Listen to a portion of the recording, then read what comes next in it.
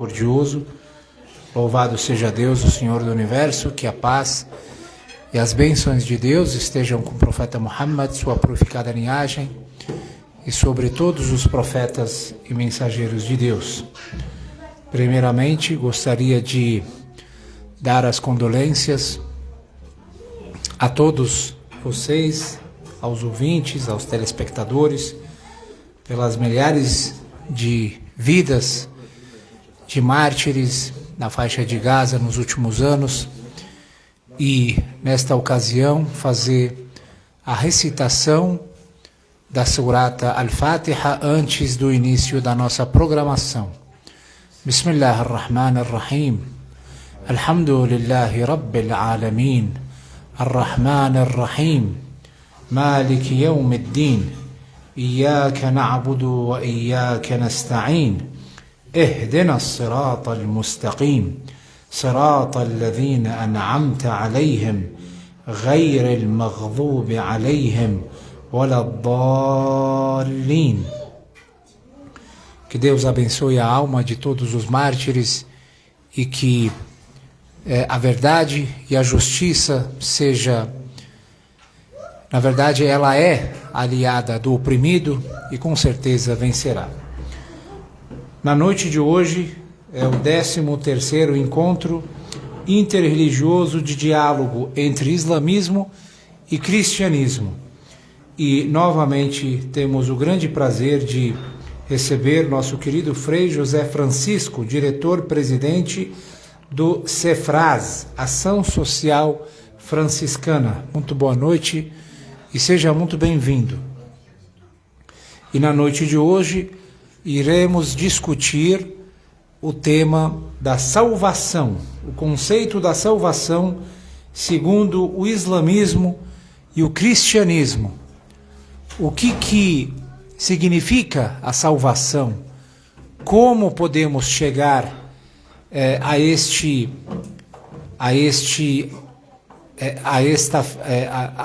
ponto de sermos salvos?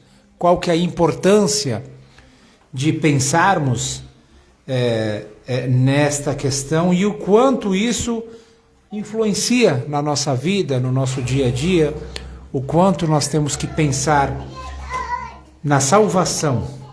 E para começar o debate, eu gostaria de convidar o Frei José Francisco para ocupar o seu espaço e em seguida o Sheikh Mahdi também para ocupar e começarem o debate. Muito obrigado pela atenção.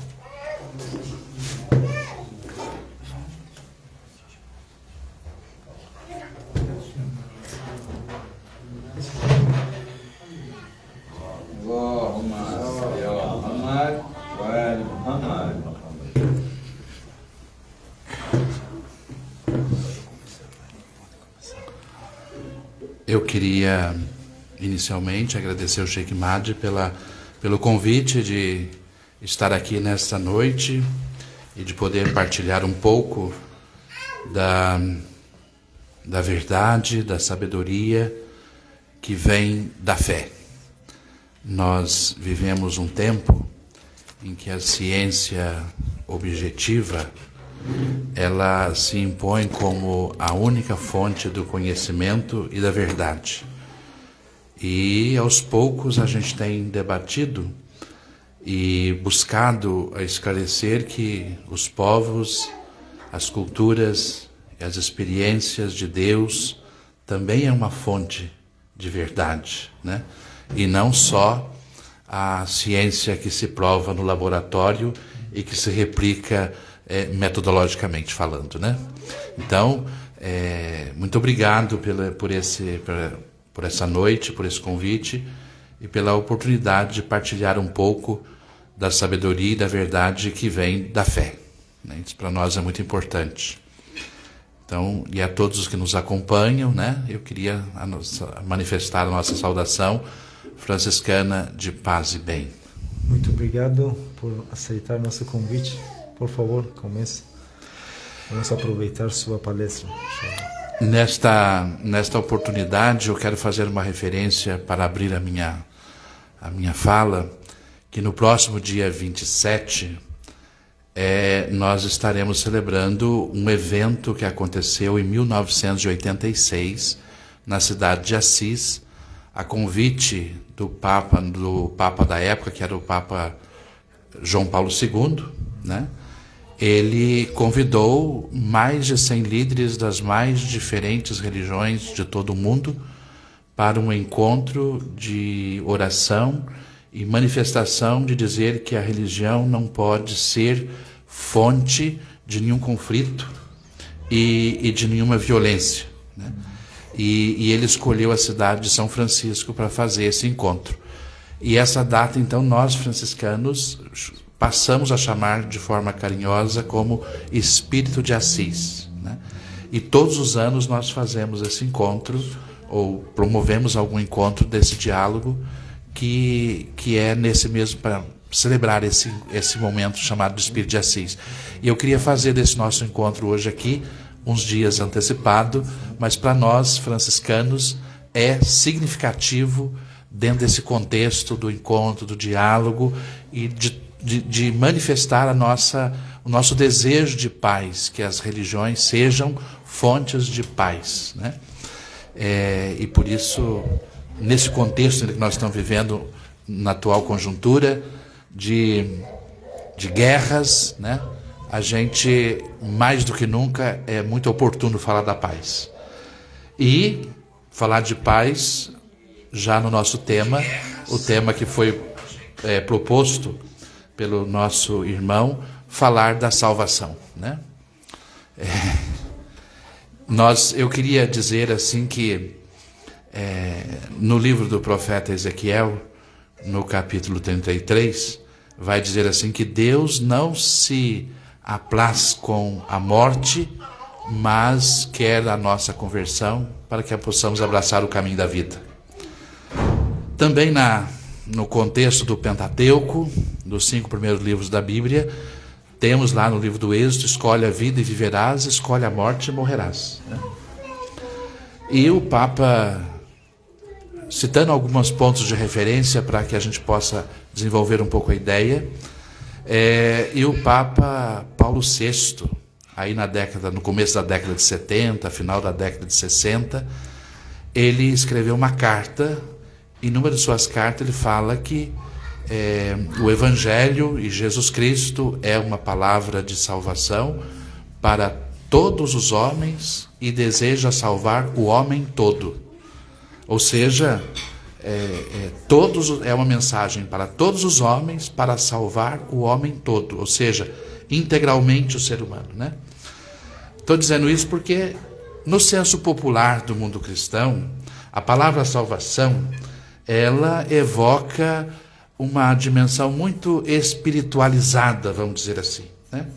Então a salvação, do ponto de vista comum dos cristãos, do seu dia a dia, é abraçar a fé para ir para o céu, para não ir para o inferno. Então, de forma muito resumida e simplória, vamos dizer assim. Mas é isso. Eu abraço o caminho da fé, do serviço a Deus, para me salvar. E esse me salvar é ir para o céu. Depois da morte, contemplar a presença de Deus. E não para o inferno, para o fogo eterno, do castigo de todos os ímpios e de todos aqueles que não são dignos da presença de Deus, né? Então, esse é um conceito muito popular, né? E que está na catequese comum. Quando nós falamos mais assim no campo teológico, do ensinamento mais elaborado da doutrina cristã, a salvação tem uma preocupação do homem todo, né? E a palavra salvação, para nós cristãos, e em português, né, a palavra salvação vem que a nossa língua mãe é o latim, né? Do latim, a palavra de origem é salus. Dessa mesma palavra se deriva a palavra salvação, se deriva a palavra saúde, né? Então, quando fala de salvar o homem todo, a gente tem que perceber que o ser humano, nós somos uma dimensão de múltiplas faces, vamos dizer assim, né? tem a dimensão, nós somos seres sociais, somos seres econômicos, seres políticos, seres religiosos. Nós precisamos cuidar da saúde do corpo e da alma, porque existe, às vezes, uma perspectiva muito dualista, que separa tudo que é corpo, que é matéria, não presta, e tudo que é bom e o espiritual é o saudável, é o bom, a santidade está naquilo que é espiritual. Existe uma tendência na cultura ocidental, que não é exclusivamente só dos cristãos, vamos dizer, a cultura ocidental bebeu muito da cultura grega, que vem com essa matriz dualista. Isso não tem origem no Evangelho, mas está na cultura. Então a gente separa muito o bem e o mal, o que é positivo, negativo, né? E tem muito essa perspectiva. Então, quando a gente aí essa lógica, salvar a alma, essa questão da gente ir para o céu e não ir para o inferno, é essa dimensão. O corpo não é um lugar assim da graça de Deus. O corpo é o lugar do pecado, dos males, né? Então é uma visão que está muito enraizada na nossa cultura. Mas a doutrina, a teologia e o pensamento mais, vamos dizer assim, elaborado da fé, chama atenção para essa dimensão. Por isso até o Papa escreve nas suas catequeses, salvar o homem todo. Ou seja, a salvação, ela é a condição para que a vida exista. Toda a ação humana que põe em risco a nossa vida, ela é alguma coisa que está comprometendo a nossa salvação. Na perspectiva, eu penso que quando nós olhamos para a matriz da origem da fé cristã, o grande dilema que a fé cristã quer responder é o dilema da vida e da morte, né? O sentido da vida e o sentido da morte, de onde nós viemos, para onde nós vamos. Quer dizer, é uma resposta, uma perspectiva de responder aos anseios profundamente da nossa existência. Porque diante da morte, todos nós nos silenciamos, né? Porque a gente não tem as respostas que o nosso coração muitas vezes coloca, né? Então, a fé vem ao encontro. Então, a ressurreição de Jesus, ela é profundamente a resposta definitiva para nós cristãos do sentido da vida, diante, sobretudo, da experiência da morte, né? A morte não é um fim, mas ela é um caminho de passagem para a vida plena em Deus, né? Mas, então, a salvação é que todo ser humano viva, né? Então, a questão, aí a gente vai falar no dia a dia. Então, a salvação não é uma questão só para a eternidade. A salvação é para o nosso dia a dia. As condições de viver, a renda, o acesso à comida, o acesso à moradia, à educação, à saúde, quer dizer, tudo aquilo que é necessário para viver com a dignidade, né? Isso concorre para o bem dos filhos de Deus, né? Viver e ter acesso. Aqui, aí nós pegamos a tradição bíblica, né? O povo que sai, a descendência de Jacó vai parar escravo no Egito, né? Por quê? Porque faltou as condições necessárias de vida. Correram atrás de salvar a vida. Foram bater lá, usando de forma muito jocosa, numa linguagem popular, foram bater lá no paiol, no celeiro do faraó, porque lá tinha comida, né? Salvando a vida. Então o conceito de salvação aqui, ele é muito mais largo do que essa dimensão espiritualizada. Ele tem a ver com todas as condições para que a vida prevaleça, sobre toda e qualquer forma que ameaça a vida, né? Situações que ameaçam a vida. Olhando, por exemplo, hoje, que nós temos dois problemas sérios que eu penso que para enfrentar, de longa data nós temos as violências tantas das guerras e que nós estamos passando agora, assistindo, né?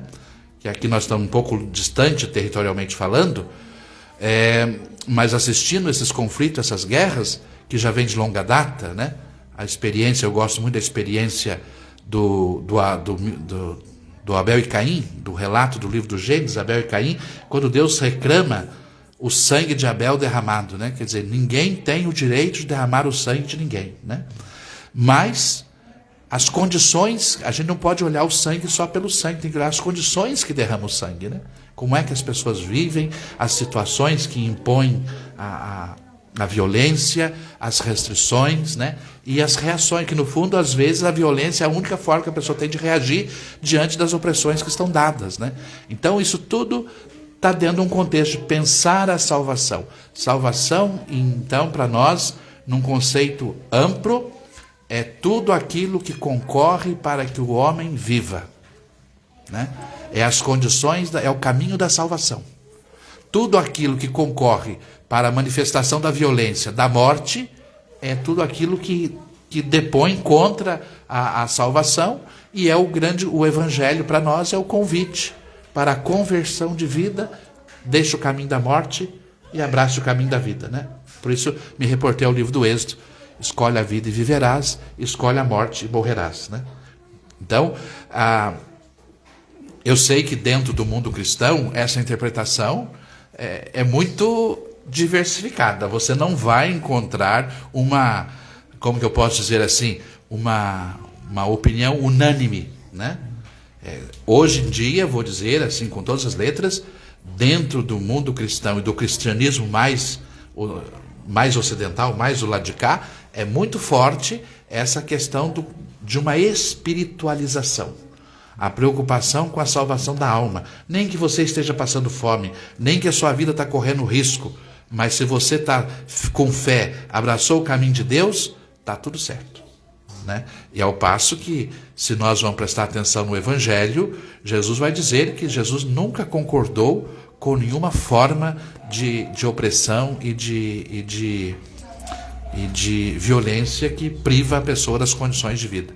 Hoje, nesse final de semana, sobretudo o Evangelho que nós estamos meditando, o trecho do Evangelho, é aquela passagem do Evangelho de São Mateus, aonde que os discípulos, ou melhor dizendo, os fariseus, que é um grupo de religiosos do tempo, junto com um grupo que era partidários de Herodes, que é do Império Romano, né, que está lá dominando toda a região de Jerusalém e toda aquela região do Oriente Médio, né, os romanos estão lá, e tem um grupo que está...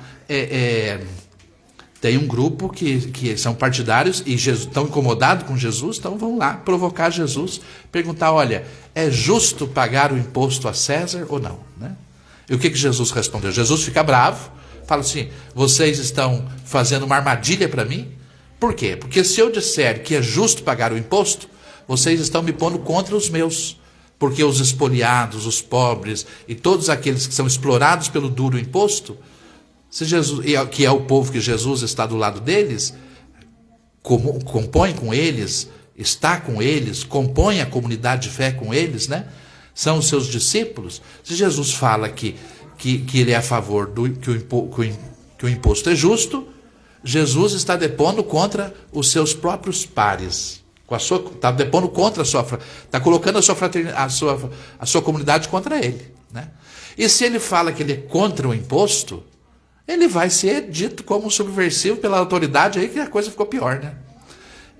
Mas Jesus pega eles exatamente nesse ponto. Vai dizer, vocês são todos hipócritas, porque vocês falam que são da obra de Deus, mas, no entanto, são a favor do poder que explora os pobres, que são os preferidos de Deus, os oprimidos, né? Então vocês são hipócritas, porque vocês falam que são de Deus, mas depõem contra, porque vocês estão apoiando quem faz isso. Portanto, dê a César o que é de César e a Deus o que é de Deus. Vocês não estão fazendo isso, né? Vocês estão dando a César o que é de Deus, a terra, o povo, né? No fundo é isso que Jesus está dizendo, né?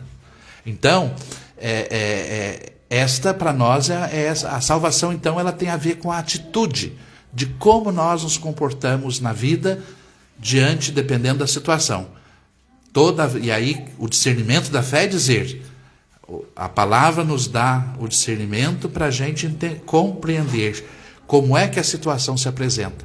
Ela é uma presença que vem para salvar as pessoas das mais variadas formas que a vida se impõe, porque às vezes o problema da salvação não é uma questão só espiritual. Você tem muita gente que está com a vida ameaçada do ponto de vista econômico. do ponto de vista político, do ponto de vista social. Hoje nós vivemos, por exemplo, a questão ambiental. Nós estamos vendo a Amazônia, que é lugar de muita água, o povo está lá morrendo de seca. No sul do Brasil está cheio de gente embaixo de enchente. Terremoto no Marrocos, terremoto no Afeganistão. Não foi esses dias um terremoto enorme no Afeganistão?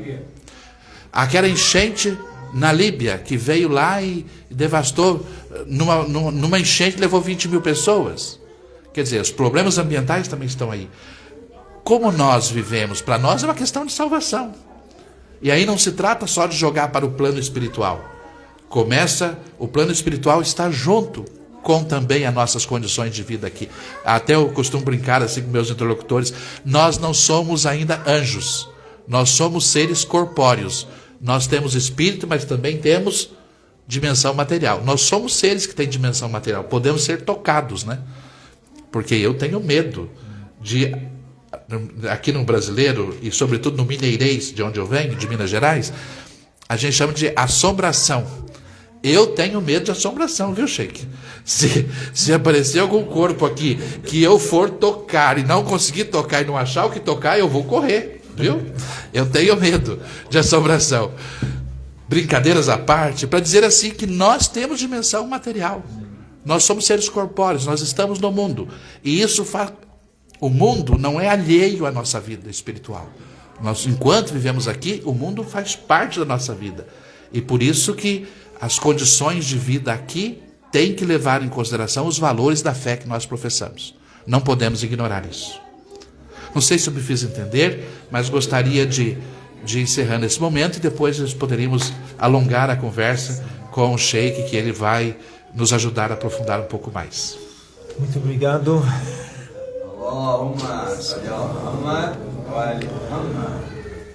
Em primeiro lugar, gostaria de agradecer novamente ao nosso querido padre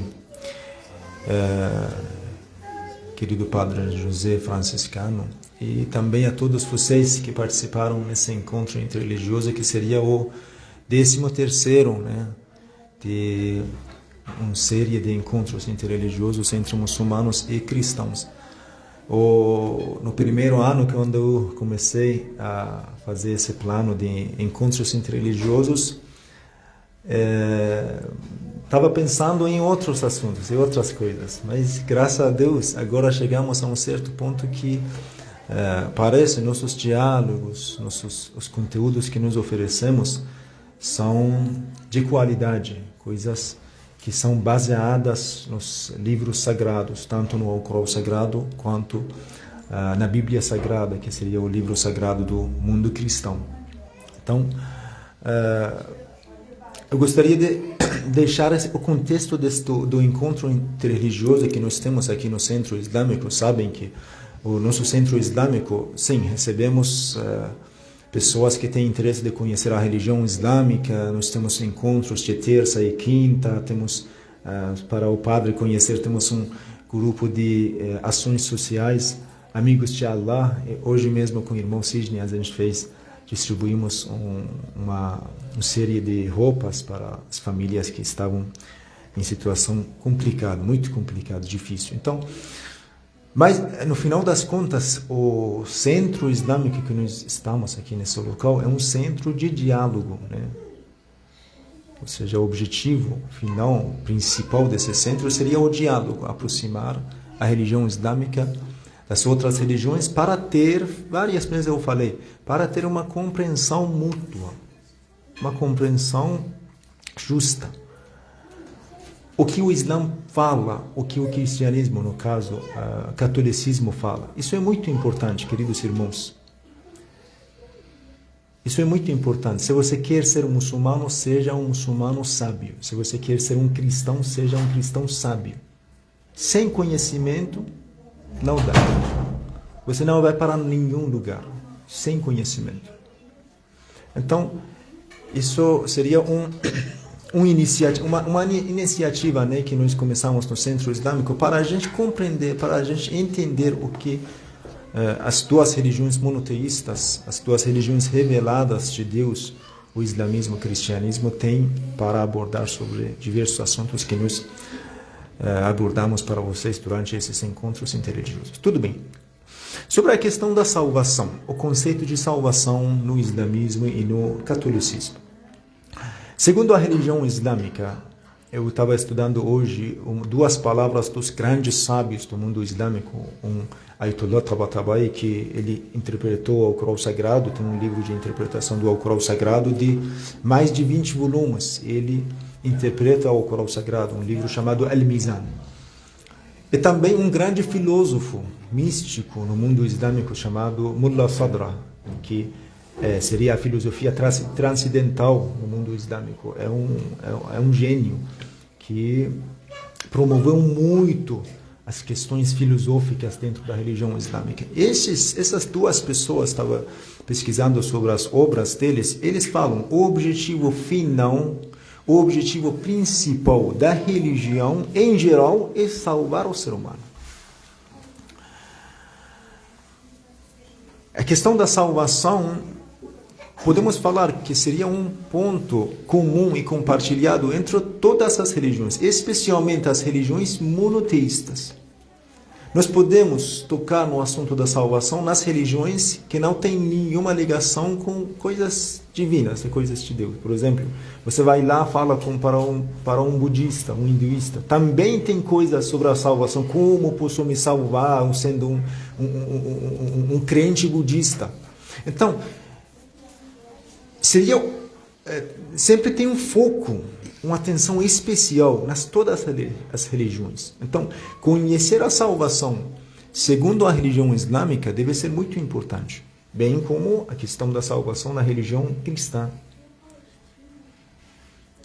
Quando nós estudamos na religião islâmica, temos uma palavra do profeta Muhammad, muito famoso, do profeta Muhammad, que diz: depois de mim haverá 73 grupos, seitas, escolas islâmicas. Uma dessas escolas será salva, o resto não. Para a gente tocar no assunto, conhecer a importância da salvação, temos que sempre refletir essa palavra do profeta Muhammad, né? Pessoas que estão nos assistindo, estão através das nossas páginas, sem dúvida tem uma grande parte deles são muçulmanos. Então, presta atenção, meu querido. O profeta fala: depois de mim haverá 73 escolas.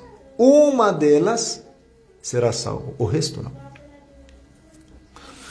Temos uma outra palavra que o profeta Muhammad, que a paz de Deus esteja, tem duas palavras que seria o testamento do profeta Muhammad e mostra o caminho da salvação no mundo islâmico.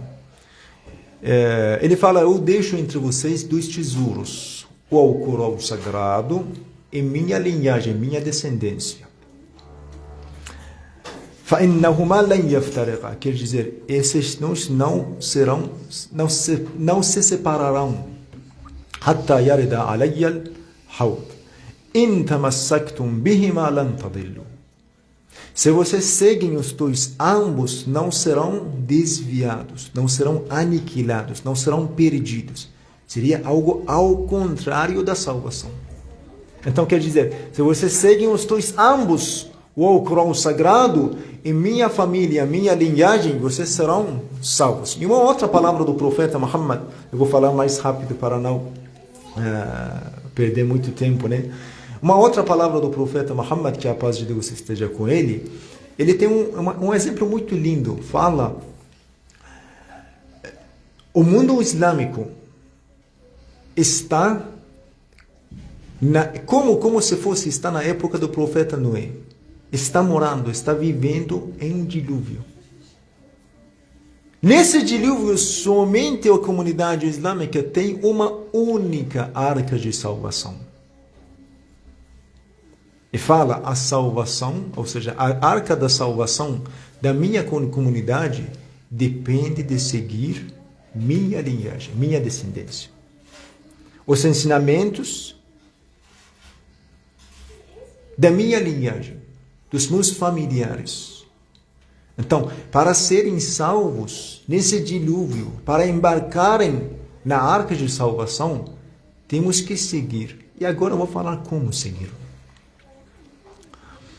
Temos no Alcorão Sagrado, temos 3 versículos que são muito importantes sobre a questão da salvação. Deus fala no Alcorão: Ya ayyuhalladina amanu, ó fiéis, hal adullukum ala tijaratin tunjikum min adabin alim?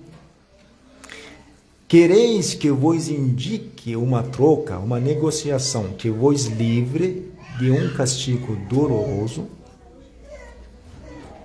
An-najat, em língua árabe, que seria a salvação, tem significado de libertação, se livrar de um mal. Então, Deus fala no Alcorão Sagrado: vocês querem que eu indique uma troca, um negócio, um comércio, para vocês se livrarem do castigo doloroso. E agora fala, como nós podemos ser salvos?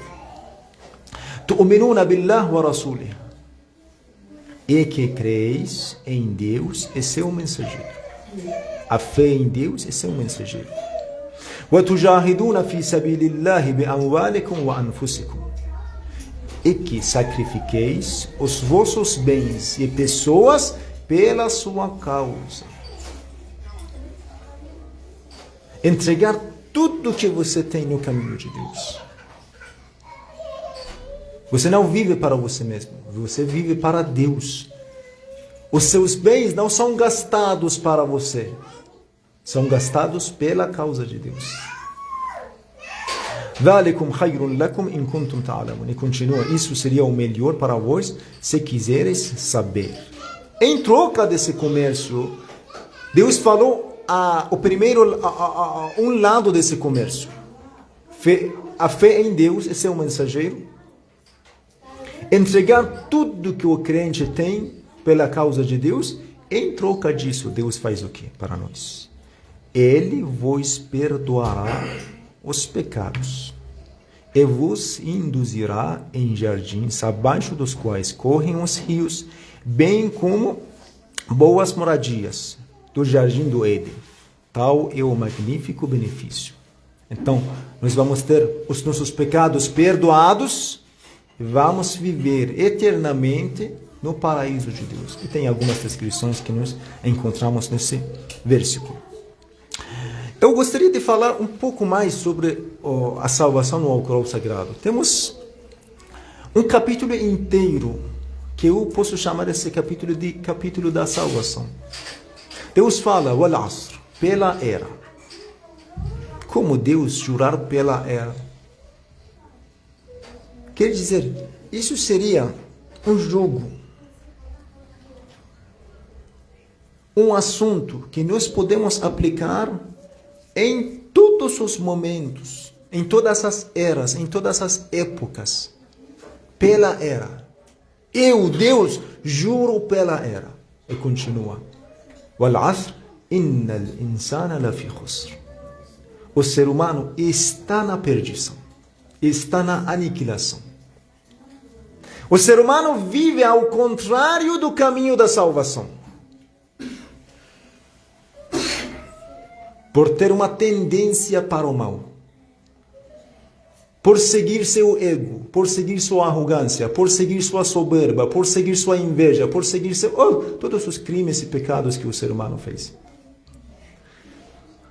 Innal insana lafi khusr, e Deus fala assim: illa alladhina amanu wa amilus salihat. Salvo os fiéis, os que praticam as boas obras.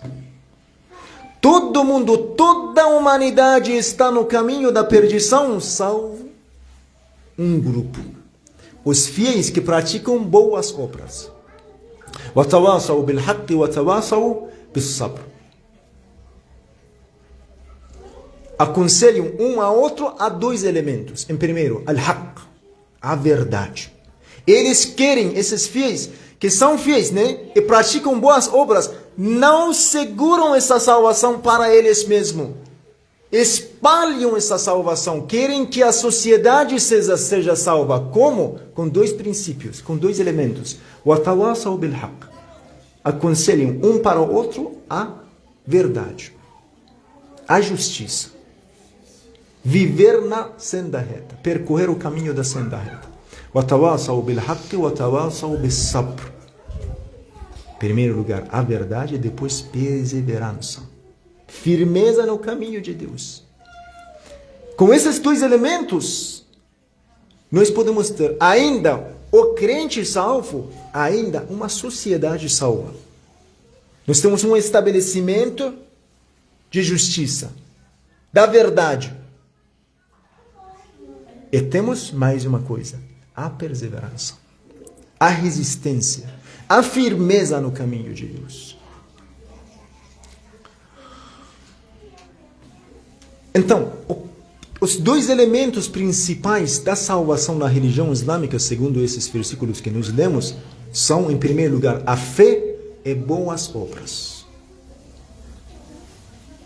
Querido padre, eu tinha estudado, assistido bastante filmes para palestras sobre a questão da salvação no cristianismo, especialmente o que nós encontramos bastante seria dos pastores, né? Os pastores são mais pessoas que comunicam nas redes sociais, colocam, são bastante, né? Muitas igrejas, muitos pastores. Eles consideram a salvação uma graça de Deus. Por favor, se eu estou falando errado no fim, pode corrigir Sim, pode. minhas colocações. Seria uma graça dada por Deus. Ou seja, o ser humano não faz nada. Ou seja, o ser humano não merece ser salvo. A graça de Deus vem para salvar o ser humano. Essa graça seria a pessoa de Jesus Cristo. A fé em Jesus. A fé na sua crucificação. A fé na sua ressurreição. Por completo, te traz o quê? A salvação. Então, a salvação tem uma ligação muito forte com a graça de Deus, com a misericórdia especial de Deus para os crentes de Jesus, em Jesus Cristo. Esse é o ponto que eu coloquei, porque eu preciso, a partir desse ponto, explicar como nós pensamos segundo a religião islâmica.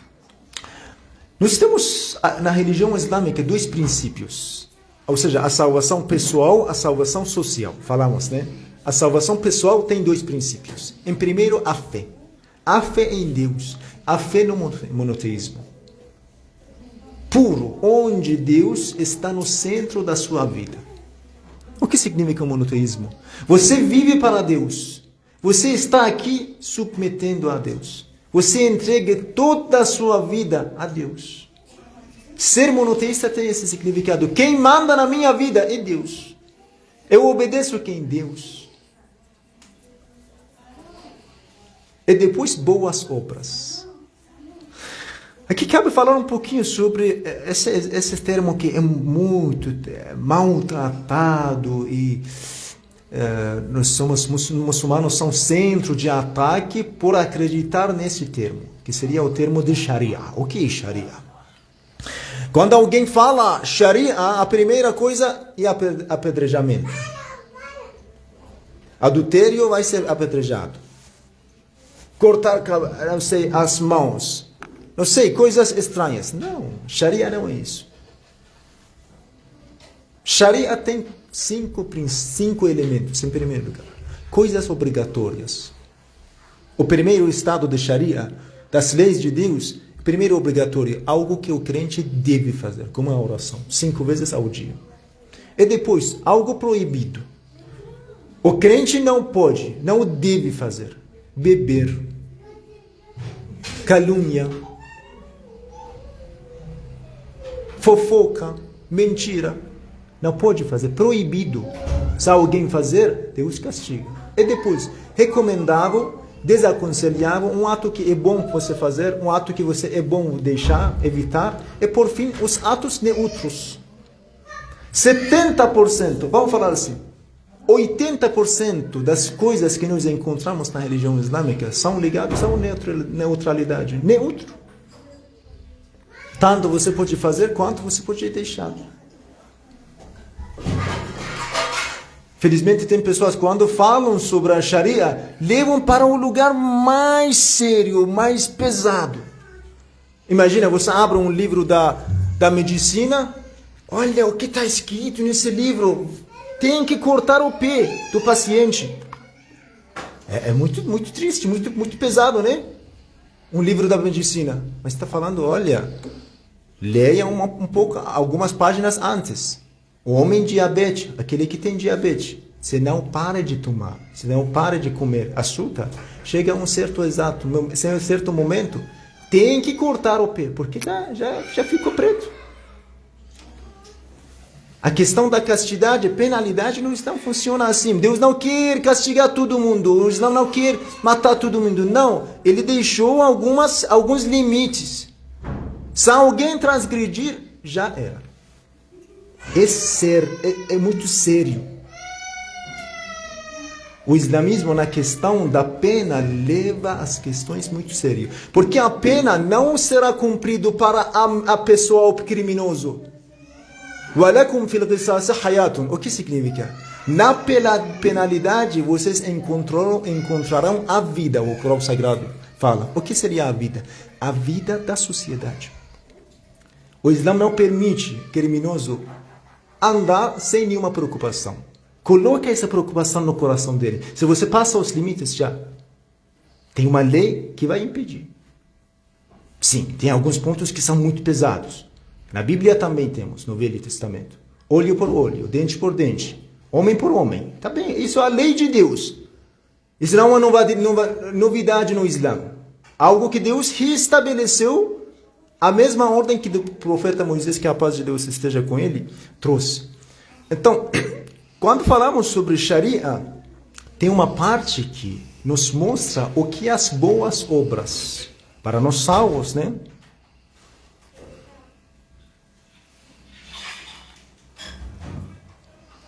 Eu gostaria de falar também, temos 2-3 minutos para eu finalizar, uma palavra do Imam Ali alayhi salam.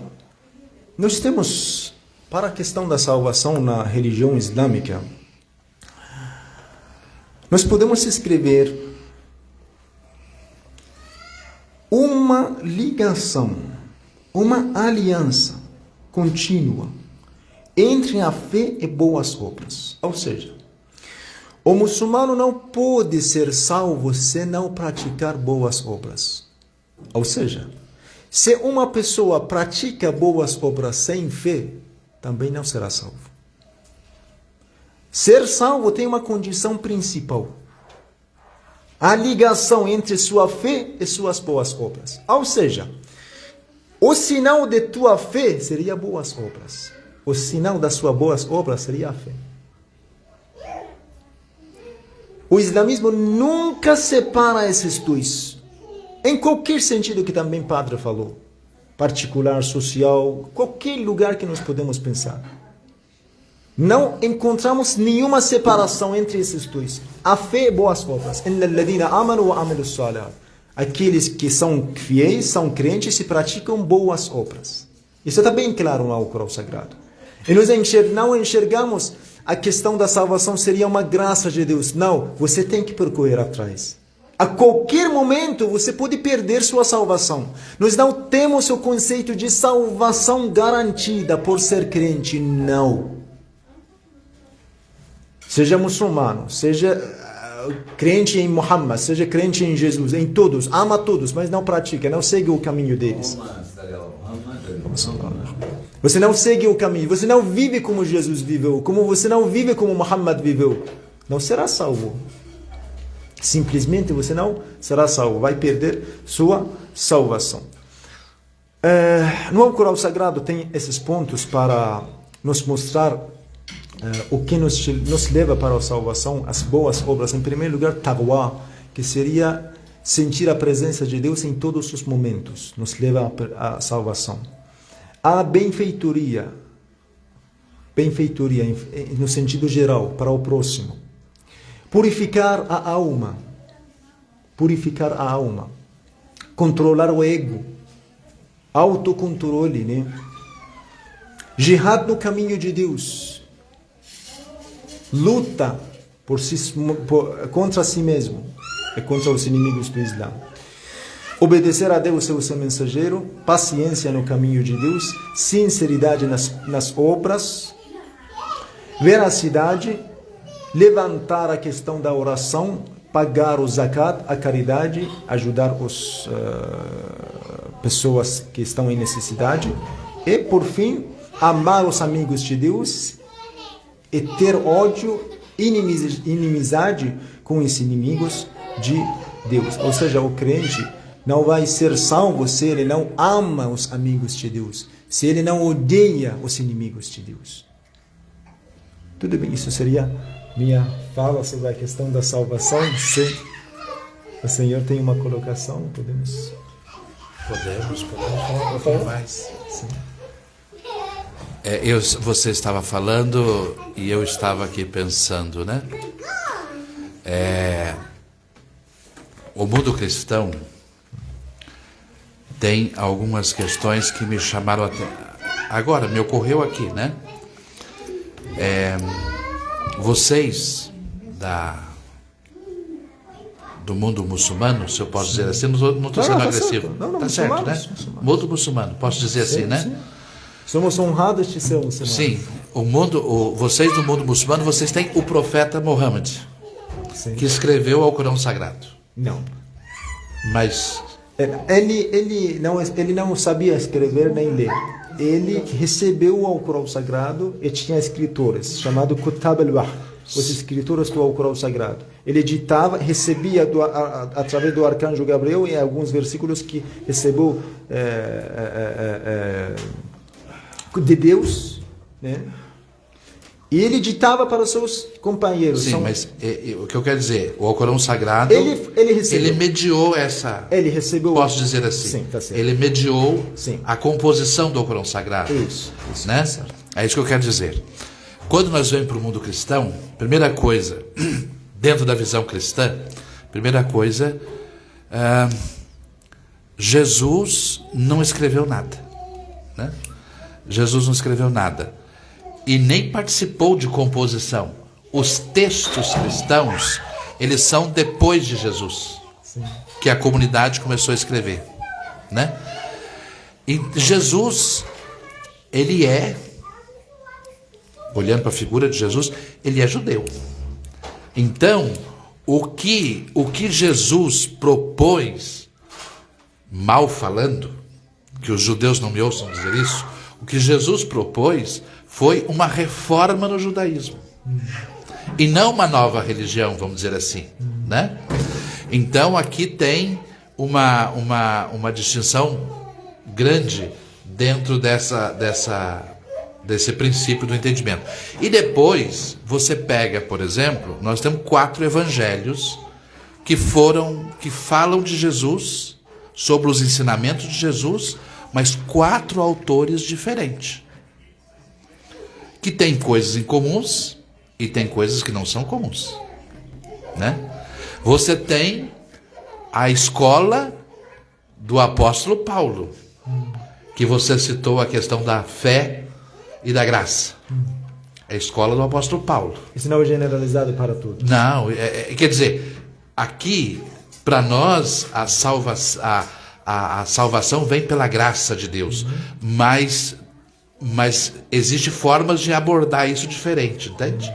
Por exemplo... O crente cristão pode perder essa salvação? Pode perder, claro. Como perder? À medida que ele afasta do caminho de Deus, ele se perde. Mas ele permanece sendo um crente, fé em Deus, em Jesus Cristo. Então, mas todos os princípios. Sim, mas aí, por exemplo, ainda fez parte da leitura nossa de ontem ou de hoje. A obra de Deus não passa necessariamente pelo caminho da fé. Vou falar da citação literalmente, que não está no Evangelho, dos Evangelhos, mas está no Antigo Testamento do profeta Isaías. Sim. No capítulo 44 do Isaías. Isaías vai exortar o povo judeu, dizendo assim: olha, o povo foi escravo em Babilônia. Sim. E o Ciro que na época foi rei da Pérsia, libertou, quando dominou Babilônia, libertou o povo de Deus para voltar para a terra prometida. Ciro não era um crente. Ciro não era judeu, não seguia a Torá. E, no entanto, Ciro fez a obra de Deus. Libertou o povo, deu a eles a condição de voltar para casa, a dignidade, restituiu o povo aquilo que ele tinha perdido. Então, ele não era um crente. Mas aí vai ser salvo. Mas fez a obra de Deus. Então, necessariamente, é claro que nós entendemos que o caminho do Evangelho para nós, que é amar a Deus sobre todas as coisas e ao próximo como a si mesmo, essa é a máxima de Jesus. Mas né? no caso de Ciro, o Senhor acredita que ele é salvo? Toda pessoa. Para nós, todos os que fazem, nós somos crentes e acreditamos que na fé, nesse caminho da fé, nós vamos nos salvar. Mas para nós, o Espírito de Deus está agindo no mundo e não exclusivamente em nós. A obra de Deus não é nossa, a obra é de Deus. Quando São Francisco, agora falando do São Francisco já 1200 anos depois, ele começou o movimento, que ele viu os cristãos fazendo o que fazia, as guerras, as cruzadas, o Papa e as estruturas da igreja muito rica e o povo muito pobre. Ele começou então o caminho chamado o caminho da pobreza. Pregar que a gente tem que seguir o que Jesus fala, que a igreja tinha se distanciado do caminho de Jesus, né? Então ele começa uma vida de provocar uma conversão, que tem que viver uma vida pobre, junto com os pobres. Nada de estrutura, nada de riqueza. E nós fomos, os frades não pode ter nada. Ele foi muito radical nesse sentido. Para dizer o quê? Que esse caminho do Evangelho, o Espírito de Deus toca, e esse é o caminho da verdade. Mas aí São Francisco teve uma crise, porque ele começou a organizar os frades, e os frades seguiam o que ele falava. Ele falava uma coisa e os frades começaram a já fazer outras coisas. Ele ficou em crise, foi fazer um retiro, e no retiro Deus falou para ele: Francisco, de quem é a obra? A obra é tua? Não. A obra é de Deus. A obra para nós, porque a nossa concepção é monoteísta, mas tem a Trindade, né? A obra é do Espírito Santo. Então você não queira interferir naquilo que o Espírito quer fazer. Você não manda no Espírito. O Espírito tem a autoridade de Deus e ele faz aquilo que ele quer. Aí até no Evangelho tem uma expressão que diz: o Espírito é como o vento, sopra quando quer, como quer, aonde quer. Então Deus pode, para salvar a humanidade, citando o exemplo de Ciro, Deus pode usar de pessoas que não estão no caminho da fé, mas no entanto mostra os valores que nós cultivamos no caminho da fé. Entende a lógica? Então essa é uma compreensão, né? Outra compreensão, quando fala de graça, aqui nós vamos para São Paulo, o que acontece na compreensão da religião judaica do tempo de Jesus. Você tem o pecador, que somos nós, você tem o templo e o altar do sacrifício, e você tem o sacerdote, que oferece o sacrifício do altar, e você tem a vítima do sacrifício, que é o cabrito. Certo? Então, em Jesus, ele suprime tudo isso. Aí que vem a questão da graça. Porque não há mais sacrifício para nós fazermos. Porque o único sacrifício para... Aí você tem que entender na lógica que vem desde a tradição da Torá, né? De novo, é uma releitura da tradição judaica. É diferente de vocês que têm uma... Eu desconheço, mas eu estou aqui falando, desculpa se eu falo errado, você pode corrigir. Mohammed deu a vocês uma clareza. Sim. Jesus faz uma releitura do judaísmo. Então, nós entendemos a morte de Jesus, e aí é depois, porque aí Jesus tem a ceia. Então, nós entendemos a morte de Jesus como? Como é que ficou para nós? Aqui, o único sacrifício, o último sacrifício para perdão dos pecados é o de Jesus. O sangue que ele derramou. E aí, Jesus sintetiza tudo. Quem é porque aí para nós cristãos é assim que nós entendemos. Quem é o sacerdote? Sou eu. Mas não sou eu porque eu sou o padre, porque isso é um ministério. É todo batizado para nós é sacerdote. Quem é o pecador? Somos nós. Quem é a vítima do sacrifício a ser oferecido diariamente? Jesus. Nós. Sintetiza. Não há mais sacrifício, altar, porque tudo isso acontece na nossa própria vida. O esforço de viver o caminho do Evangelho, amar a Deus sobre todas as coisas, ao próximo a si mesmo, este é o verdadeiro caminho que a gente faz. E aí suprimiu, porque nós suprimimos a tradição dos sacerdotes, inclusive, aí tem um problema, porque eu faço leitura, por exemplo, que existe uma tradição dentro do catolicismo que resgata a palavra sacerdote e resgata não só a palavra, mas quer resgatar também um pouco do espírito, sabe? Porque dentro da fé cristã, eu faço parte de um grupo que eu sou. Por exemplo, eu sou padre também. Sou frei, mas também sou padre. É duas coisas distintas aqui. Eu sou frei e sou padre. Na minha compreensão de ser padre, eu sou presbítero. Quem é o presbítero? Aquele que preside a assembleia reunida em nome do Senhor. Eu presido. Então, a assembleia reuniu para rezar, eu sou aquele que dirige a oração. Né? A tradição mais antiga do cristianismo. Depois de, aí talvez já chegando no século VIII, não vou falar data agora porque senão eu posso cometer erros, depois os historiadores vão vir atrás de mim, mas na tradição a palavra sacerdote, porque a palavra sacerdote é aquele do sacrifício. Os cristãos no começo, eles reuniam para escutar a palavra, o testemunho dos discípulos e dos apóstolos, ouvia a palavra e celebrava a ceia para fazer a memória do sacrifício de Jesus. Era a ceia. Depois, hoje é muito presente na nossa concepção, a palavra ceia vai sumindo. E a mesa eucarística vai sendo aos poucos chamadas de altar. E aí, aquele que preside, que é o presbítero, vai aos poucos se autodenominando sacerdote. E aí o sacrifício é o sacrifício de Jesus. Entende? Então, há leituras que são...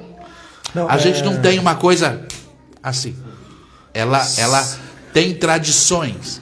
O mundo evangélico, que tem inauguração com Lutero, ele se apoiou muito mais nas cartas paulinas, aonde que a fé é o centro da discussão. Entendeu? O apóstolo Paulo.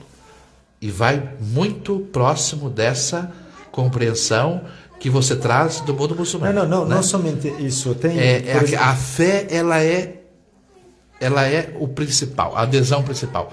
Já nós temos São Tiago, que é um dos apóstolos que conviveu com Jesus e que algumas escrituras dizem que ele era irmão de Jesus. Aí tem todo o problema da virgindade de Maria, que nós já vamos discutir aqui agora. Então, para alguns, irmão de Jesus é irmão de Jesus. Ele era filho de Maria também. Na tradição do catolicismo, não pode, que Maria não teve outros filhos. Mas isso é uma outra discussão, não vamos discutir aqui agora, né? É outra coisa. Mas Tiago vai dizer assim, é contundente. O crente precisa ter obras, porque a fé sem obras é morta. São Paulo vai dizer assim, a nossa salvação é um dom, uma graça que vem de Deus. Não há nada que eu possa fazer na minha vida para conquistar a salvação. Né?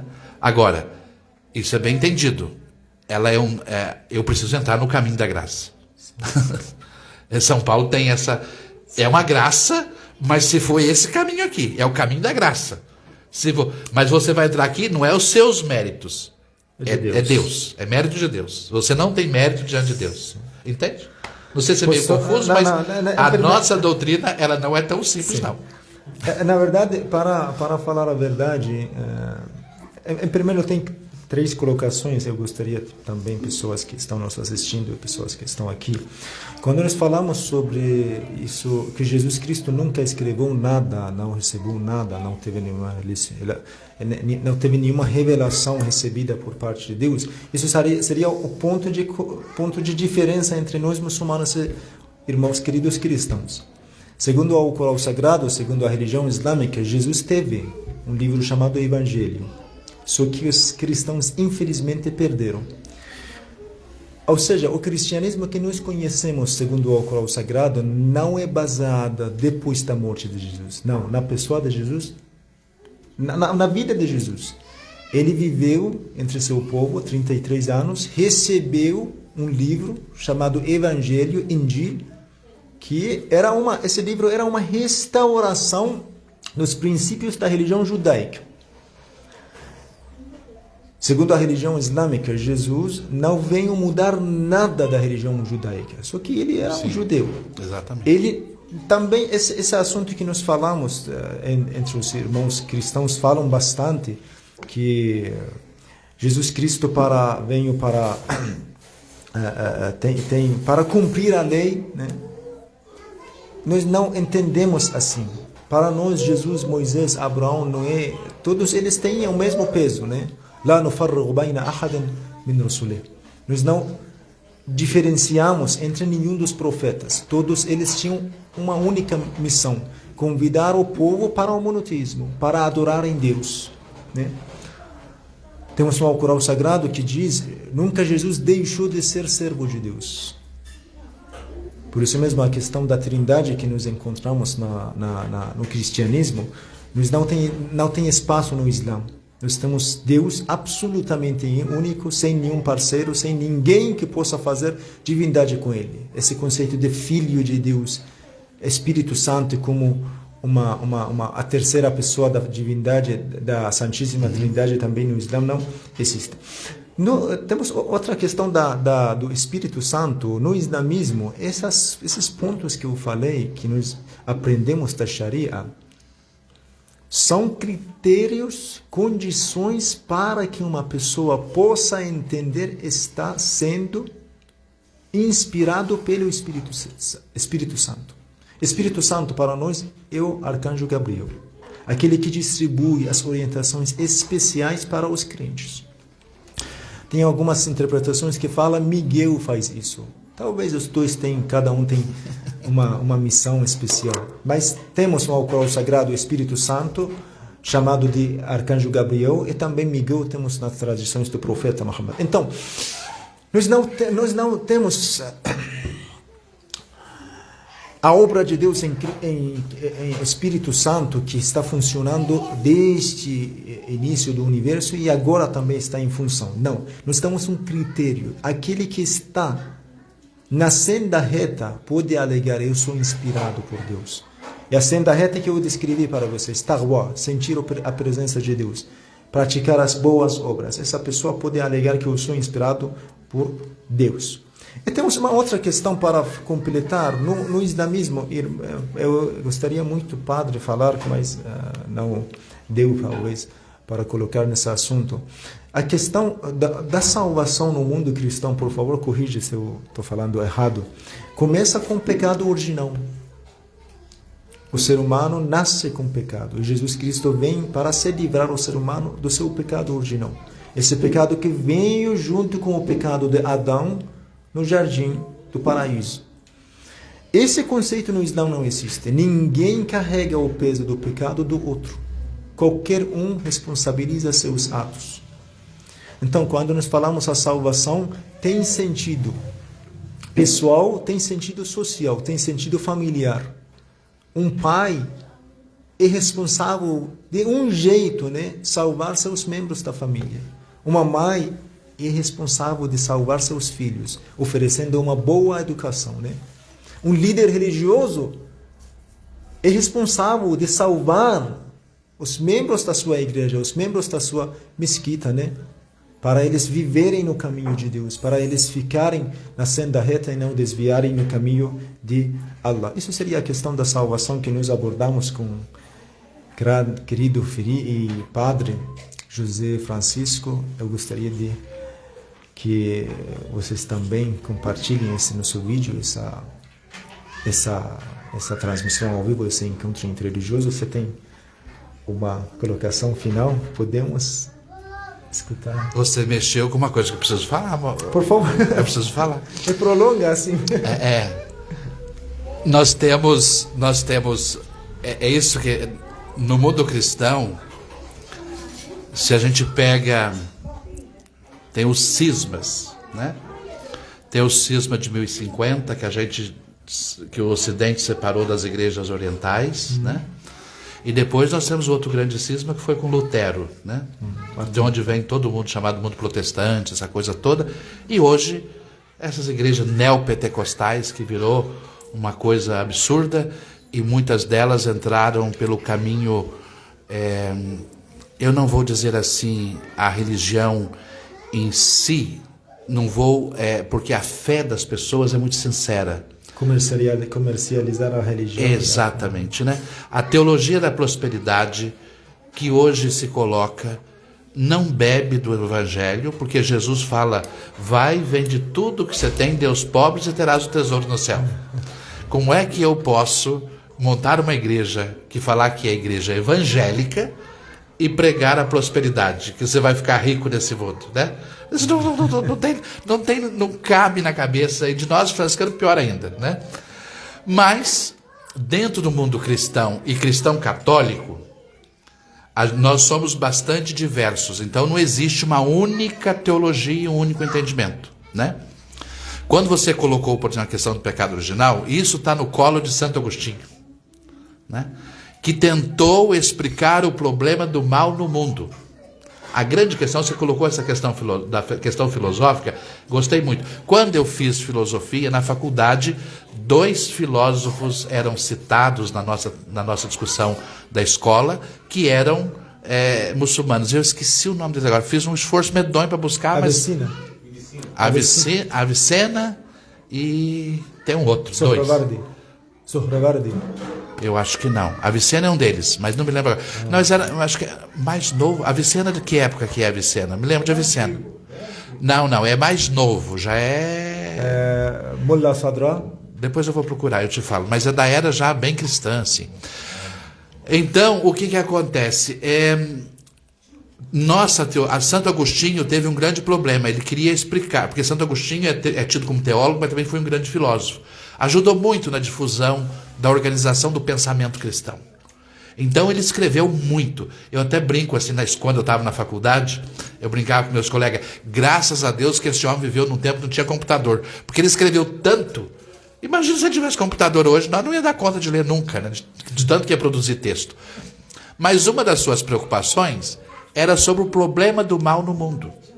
E aí ele desenvolveu a tese do pecado original, que é uma tese que não tem muita saída. Ela vai, chega uma hora, não é assim, acabou. Não tem muita explicação lógica. O desfecho da tese não dá para ser muito lógico. É um versículo nas cartas de Paulo, ele toca nesse assunto. Sim, Paulo toca nesse assunto, mas quem arranjou uma... Não, na verdade, o que eu trouxe, eu estudei, não é por parte de São Agostinho, que eu também estudei algumas coisas dele.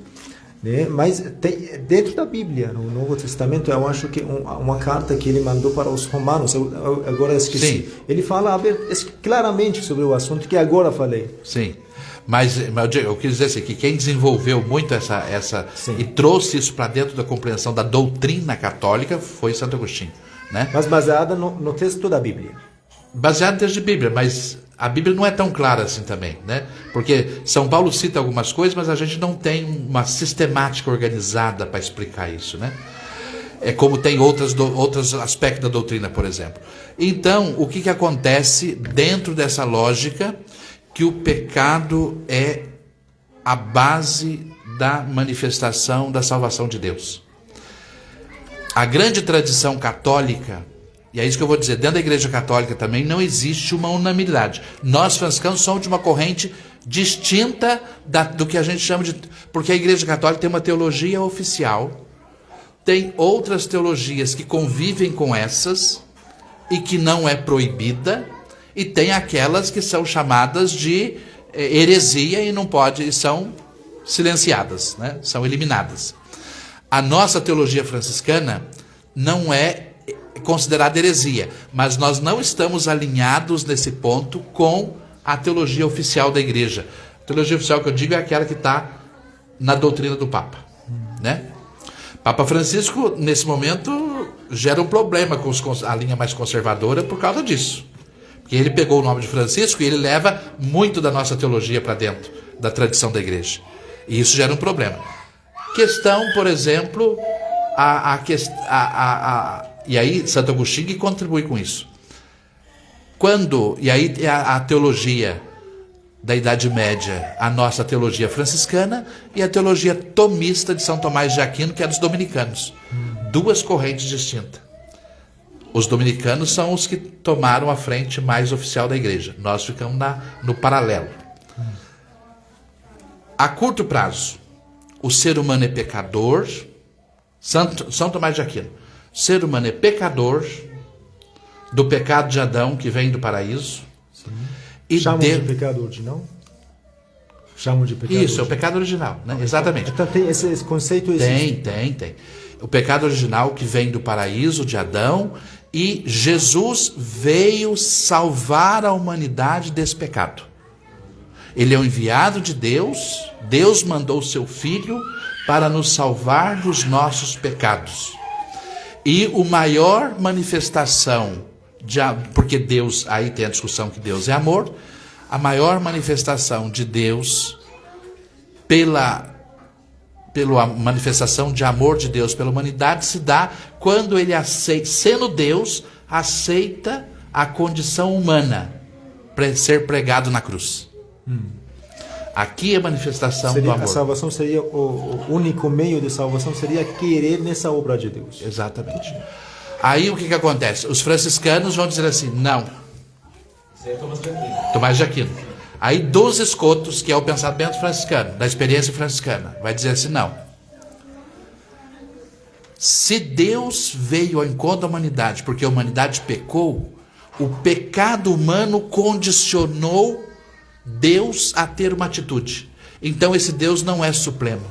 Porque se o comportamento humano mexe com Deus, então Deus não é todo poderoso.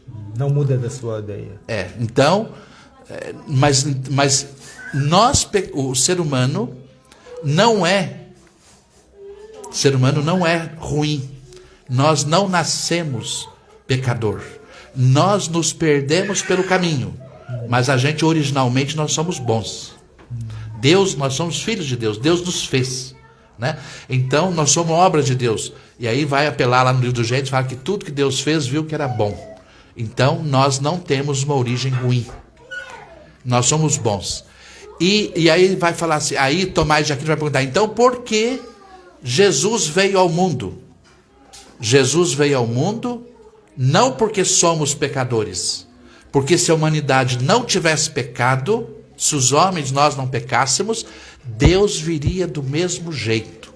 Porque Deus não veio condicionado pelo pecado humano. Aí Tomás de Aquino pergunta, então por que Jesus nasceu, se não é para nos salvar do pecado? Deus veio ao nosso encontro porque nos ama. Jesus é a revelação, independente do pecado. Deus veio ao nosso encontro porque Ele nos ama.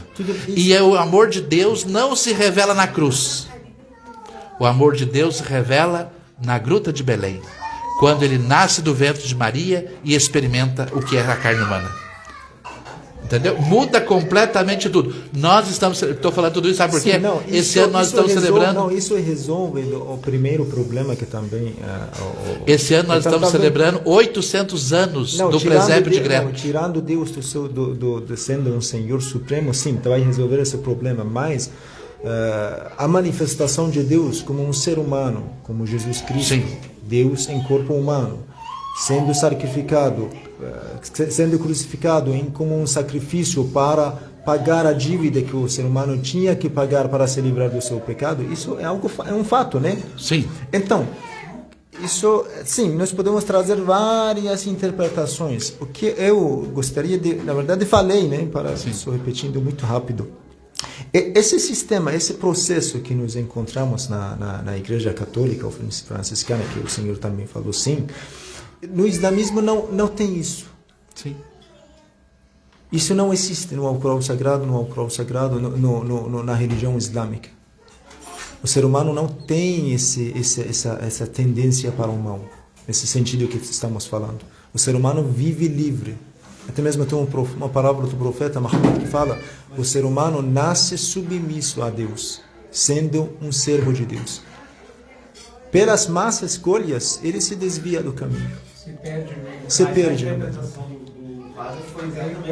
Não, você fala isso. Temos diversas interpretações, mas... Talvez o único erro fosse essa parte de ele ser Deus. Sim, tudo bem. Acho que todo mundo ficou cansado. Que Deus abençoe todos vocês. Podemos encerrar? Sim. De novo, agradeço muito. Isso foi um dos melhores dos nossos encontros interreligiosos. Sim, se Deus quiser. Eu gostaria de... O pecado original podia ser um dos... Não, e você tem que chamar outro, porque eu sou dos que... Contra. Eu sou da escola que não abraça a doutrina do pecado original. Eu sou da escola franciscana. E a escola franciscana não é a que vai nessa linha, né? Sim. Pelo contrário, nós somos críticos a essas situações.